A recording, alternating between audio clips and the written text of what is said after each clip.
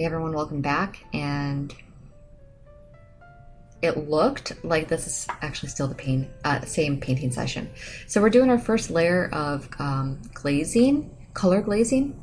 And all I'm doing is adding my two colors that I'm using for the painting, the red, the blue, titanium white, carbon black, and my gloss glazing liquid. And what I'm going to do is just start going in and finding areas where the saturation level needs to be bumped up. So what is saturation level? Saturation is like basically pure pigment. And because our saturation level kind of it became more desaturated, our painting became a little bit more desaturated by having all these transparent layers, you might lose some of your color. And if that is happening, then you'll probably want to go in, like for instance, the dragonflies or the moths, on the wallpaper. They were too light, and I didn't think it matched the reference photo well enough. In fact, I know I know that they weren't light enough, and I ended up using a different solution that I will tell you about in the next video. But anyhow, so just a note here, anytime you add white to your pure pigment, it's going to make it more opaque.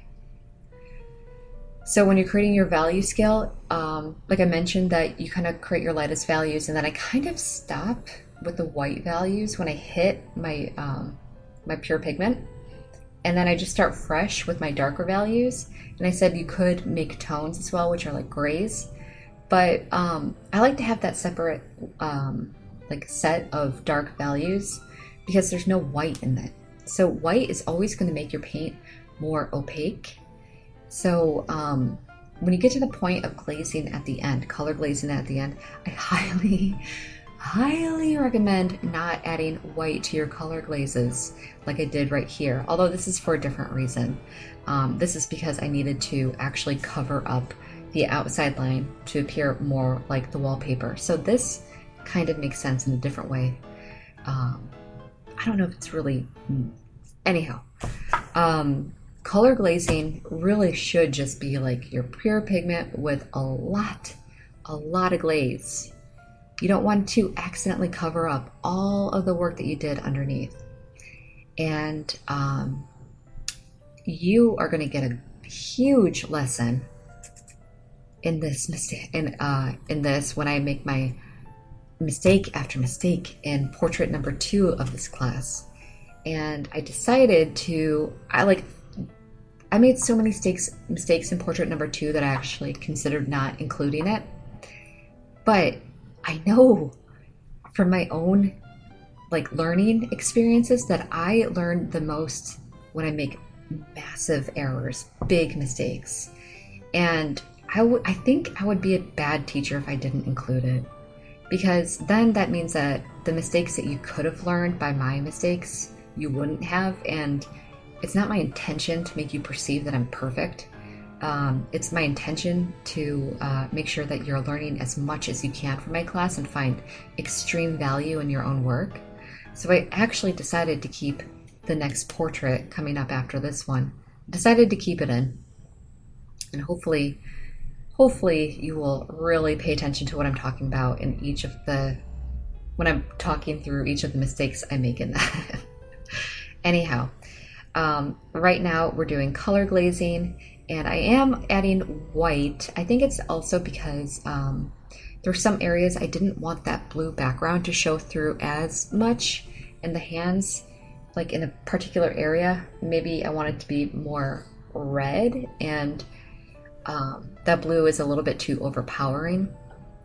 So in that aspect, I did add a little bit more. I did add white to my paint so I can cover up more of that blue.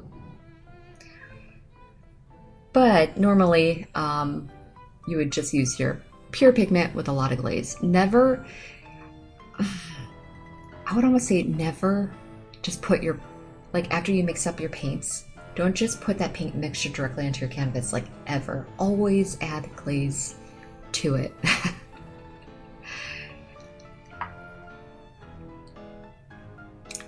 And so at this moment in time, I'm starting to add in some darker glazes to push back areas that may have become where the values kind of leveled out a little bit. At the very end, you can take a little bit of black with a ton of glaze and then just go in and push areas backwards by making them appear to be in the shadow more. I use black if I don't want to change the color of anything I created.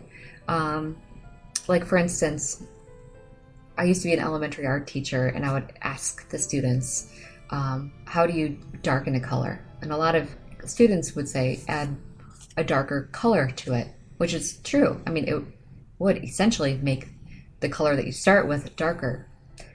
But what if you don't want to change the color? You just wanted to change the value of it. And so we have to think about it like this way. We have a whole painting. And we really paid attention to the colors that we're using because we wanted to create a style. I don't want to change any of the colors. I just want to make, I'm done with it except for one little area that needs to be darker. You can take black paint, just a little bit, like a tiny, tiny, tiny bit with a lot of glaze, and just push some of the dark in. It doesn't work the same with light because, again, white paint is opaque and it will make it less see-through, although it will make it lighter. So just be aware that if you do use white paint to create a highlight, you might want to add a little bit of your local color to it. Okay, we are already close to the end. I'm pulling the paint off. I think it's looking really good, but I still wasn't happy with the dragonflies. Oh, I'm sorry, the moths in the background. I wasn't able to get as crisp lines as I wanted. So because this is acrylic paint, I am actually going to use some paint markers to help me make those lines a little bit more crisp, and I'll tell you about that in the next video. Okay, bye.